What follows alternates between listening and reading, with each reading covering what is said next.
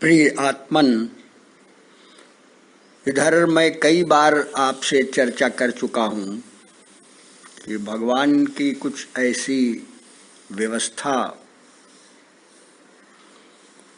है कि हम और आप प्रातःकाल एक दूसरे से विचार और भाव के साथ संयुक्त हो जाते हैं। भाव और विचार के साथ कहना चाहिए। पहले भाव, फिर विचार, फिर क्रिया उसके बाद होती है।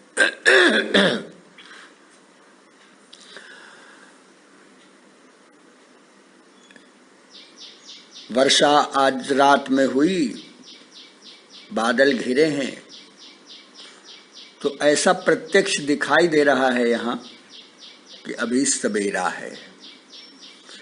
घड़ी कहती है 7:00 हो गया है, अर्थात सूर्योदय काफी पहले हो चुका है।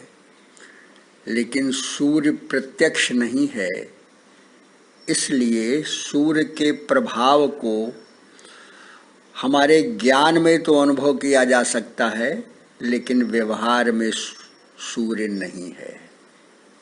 अब आप देखिए परमात्मा की लीला क्या है। पक्षियों को भी ये दिखाई नहीं देता कि सूर्य आ गया है, लेकिन पक्षी जागृत हो गया है। उसका बोलना, उसका अपनी सीमाओं में उड़ना, उसका अपने कार्य में रत होना, वनस्पतियां जागृत हो गई हैं। अगर आप गांव में कहीं ऐसा रहकर देखें या जहां प्राकृतिक वातावरण है देखें, तो तमाम ऐसे वृक्ष हैं जिनकी पत्तियां सूर्यास्त होते ही बंद हो जाती हैं, चाहे सूर्य बादल में छिपा हो और चाहे प्रत्यक्ष दिखाई दे रहा हो। सूर्यास्त हुआ, पत्तियां बंद हो गईं। कमल तो धीरे धीरे बंद होता है, लेकिन पत्तियां तुरंत बंद होती। और सूर्योदय हुआ, पत्तियां खिल जाती हैं। आंवले के वृक्षों में देख सकते हैं आप। चूंकि आपका यहाँ इस गांव का कर्म केंद्र आंवले के बाग में है, वहां देख सकते हैं आप। सूर्यास्त हुआ, पत्तियां बंद हो गईं, सूर्योदय हुआ, पत्तियां खिल गईं। उनको कौन सूचना देता है? पक्षियों को कौन सूचना देता है? लेकिन मनुष्य देखता है कि अभी थोड़ा ठंडक लग रही है, रात में बहुत गर्मी थी, नींद आ गई है, तो सो रहे हैं। मैं सामान्य मनुष्य, प्रातःकाल 4 बजे नींद खुली, मैं उठा नहीं, शायद शरीर गड़बड़ हो जाए, शरीर के प्रति आकर्षण है, तो फिर सो गया, तो 6 बजे उठा। स्वाभाविक है कि 7 बजे आपके साथ संपर्क होगा। ये मनुष्य है जिसको परमात्मा ने अपनी अधिक शक्ति प्रदान की है, तो उसको मोह और मत्सर भी दे दिया, आलस्य भी दे दिया, तमाम प्रकार के विकार भी दे दिए, विकार और विचारों का गड्ढमड्ढ कर दिया और कहा अब तुम संघर्ष करो। अब तुम इस प्रयास के साथ फिर से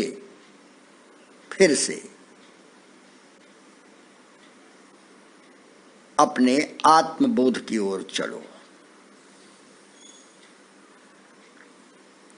ये हम सबके साथ घटता है।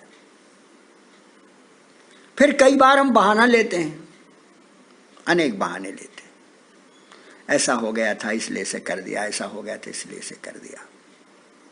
और फिर थोड़ी थोड़ी जो उपलब्धियां होती हैं उसमें सुख, और थोड़ी थोड़ी अनुपलब्धियां होती हैं उसमें दुख, इसकी भी अनुभूति करते हैं। मैं बताता हूं आपको कि यह जैसे ही संपर्क सूत्र टूटता है और उसके बाद चाय इत्यादि पी जाती है, दुनिया शुरू हो जाती है। फिर इस दुनिया में ये नहीं पता रहता कि नहीं प्रातः काल मैं इस प्रकार से बोलूंगा तो मैं क्या बोलूंगा, मैं ये बोलूंगा। अद्भुत है संसार मेरे आत्मी जन, विचित्र है संसार मेरे आत्मी जन, आनंदमय संसार है मेरे आत्मी जन, पीड़ामय संसार है मेरे आत्मी जन। संसार संसार है और इस संसार को संसार की दृष्टि से देखने की अगर अपने भीतर शक्ति बुद्धि विचार नहीं आए तो हम इस संसार की थपेड़ों में इधर से उधर इधर से उधर इधर से उधर, और यह शरीर फिर थपेड़े खाते ही खाते शरीर शरीर रह जाता है। फिर हमारी क्या स्थिति होती है, हम इससे अज्ञान बने रहते हैं। मेरे आत्मीजन, कल को योग की चर्चा हुई। योग, लय योग पर मन टिक गया। हठ योग, राजयोग, ध्यान योग, भक्ति योग, लय योग सब करते जाइए, उसका ध्यान रखिए। लेकिन कठिन होता है करने के समय कि यह कार्य जो मैं कर रहा हूं ये परमात्मा करवा रहा है कि मैं स्वयं कर रहा हूं, भ्रम हो जाता है। कभी कभी आप प्रशंसा कर देते, आज आपने बहुत अच्छा कहा, मुझे लगता है कि वाह मैं तो बड़ा ज्ञानी हूं, मैं तो बड़ा विचारशील हूं।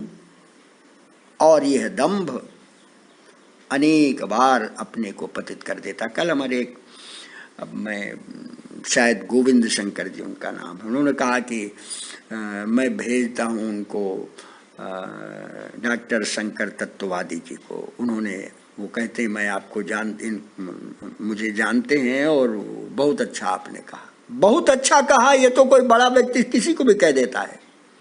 छोटा बच्चा गीत गा रहा है, न उसमें लय है न ध्वनि है, कुछ नहीं, अरे वाह शाबाश तुमने बहुत अच्छा गाया। जो बालक कहा तो तरी बाता, हंसहि मुदित मन पितु अरु माता।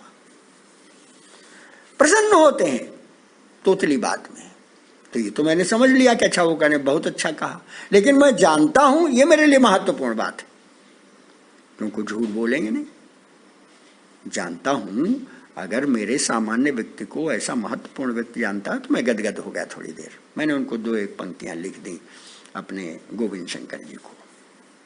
अब क्या है, मुझे कोई महत्वपूर्ण व्यक्ति जानता है, क्षणिक आनंद आ गया। क्यों जानता है? मेरे अंदर कौन से गुण हैं, कौन सी बात है, इस चिंतन का विषय हो जाता है। योगी इन्हीं में अटका रहता है।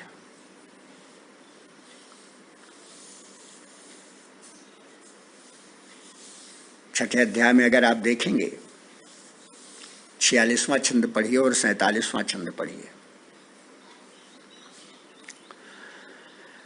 तपस्विभ्योधिको योगी ज्ञानिभ्योऽपि मतोधिकः कर्मिभ्यश्चाधिको योगी तस्माद् योगी भवार्जुन।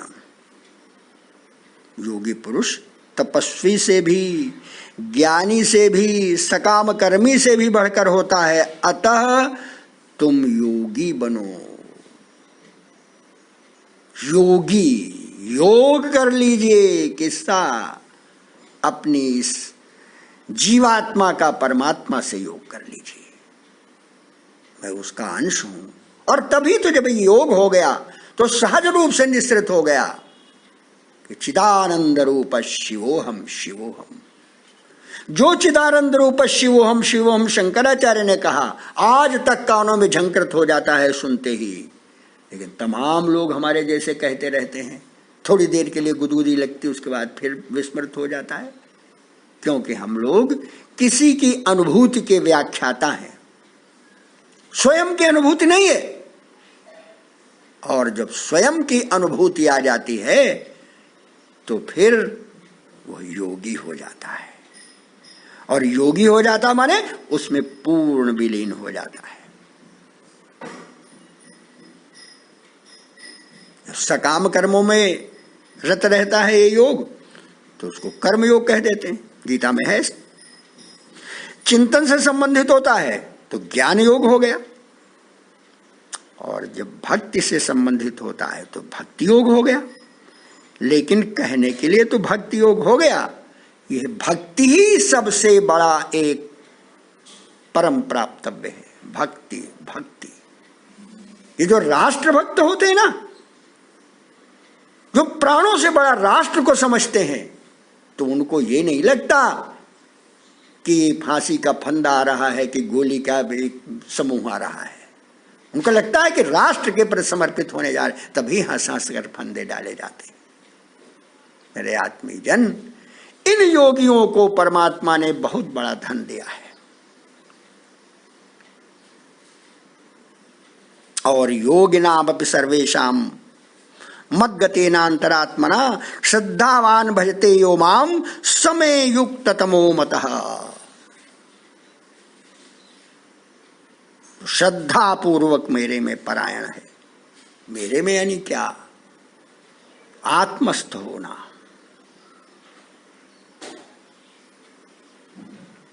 आत्मस्थ होना, और अन्यथा कोई कर्म योगी, कोई ज्ञान योगी, कोई ध्यान योगी, कोई राज योगी, कोई हठ योगी, कोई कहते तमाम तरह तरह के सब। वो जैसे एक बार हम उनके पास गए थे ना, तो शरीर छूट गया उनका, अपने जो कहे जाते थे स्वामी जी, क्या नाम से पुकारे जाते थे, अरे यही अपने पास पड़ोस में थे, नाम ही ध्यान नहीं आ रहा। तो कहते देखो तरह तरह के रकम रकम के दाढ़ा रखाए खड़े हैं। अब कोई रूप बनाए है, कोई अपने तमाम कार्य ऐसे किए हैं। तो ये योग का मार्ग तो है, लेकिन योग मार्ग सचमुच में साक्षात जब योग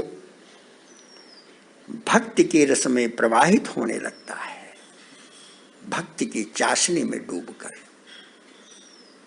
और वो भक्ति, आप ये सोचिए कि जो जूता बनाने वाला रविदास है, रैदास जिसको कहते हैं, आजकल उनके नाम से तमाम छुआछूत चलती रहती है, तो वही उनको दिखाई दे रहा है कि नहीं, यही हमारा परमात्मा है। कबीर को करघे में दिखाई दे रहा है, तुलसी को भजन में दिखाई दे रहा है, लेखन में दिखाई दे रहा है।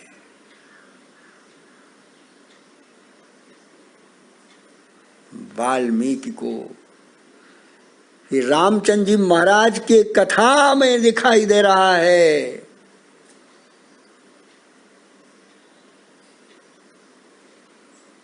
और व्यास को ये संपूर्ण संघर्ष का जो स्वरूप है दिखाई देते हुए, और दिखाई दे रहा है कि परमात्मा इसको सब लय कर देगा, मैं रोक नहीं सकता। व्यास से पूछा गया था,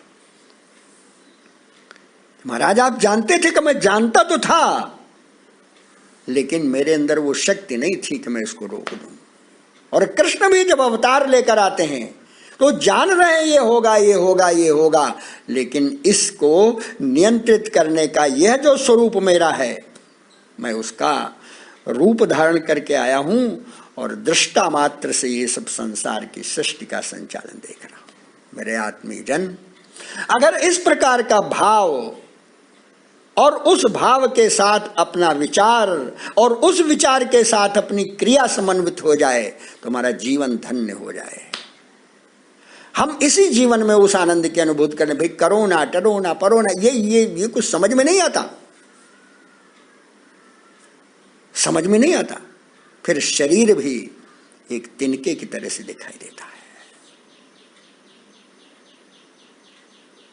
हम पत्तल में भोजन करते हैं, पत्तल को साफ करते हैं, सुंदर बनाते हैं, स्वच्छ करते हैं। दक्षिण भारत में जाइए, केले का पत्ता रख देते हैं, उस पर जल छिड़किए तब तक, नहीं तो भोजन नहीं देते। और फिर बड़ी पवित्र भावना से उसका भोजन करते हैं, फिर पत्ते को फेंक देते हैं, फिर नहीं लगाव है कुछ। शरीर के प्रति इस प्रकार का जो भाव और विचार के बाद जो क्रिया जिनकी समन्वित हो जाती है, वो शरीर को शरीर समझते हैं मेरे आत्मीजन, शरीर को सर्वस्व नहीं समझते। और इसलिए कल ये भी चर्चा हुई हमारे अपने आशीष जोग जी ने या मोहन जी ने कि आप लगातार बोलते हैं, बोलते रहिए, ऐसी कोई व्यवस्था की। मेरे आत्मीयजन, व्यवस्था जब की जाएगी तब की जाएगी। अभी तो मेरी दृष्टि ऐसी, मेरा अभ्यास हो गया है कि मेरी नज़र जा रही है कि 15 मिनट से कुछ सेकंड हो गए हैं, अब मुझे रुक जाना चाहिए। लेकिन भाव कहते हैं कि रुकने के पहले, जैसे नहीं कि आप गाड़ी को धीरे धीरे लगाम रोकते हैं घोड़े की, या धीरे धीरे न्यूट्रल में लाते हैं गाड़ी को, उस तरह से मैं भी ला रहा हूं। और लाने के बाद आप सबके साथ ये संवाद फिर से यहाँ पर अपूर्ण होते हुए पूर्ण करने की चेष्टा कर रहा हूं। बहुत बहुत आशीष, धन्यवाद।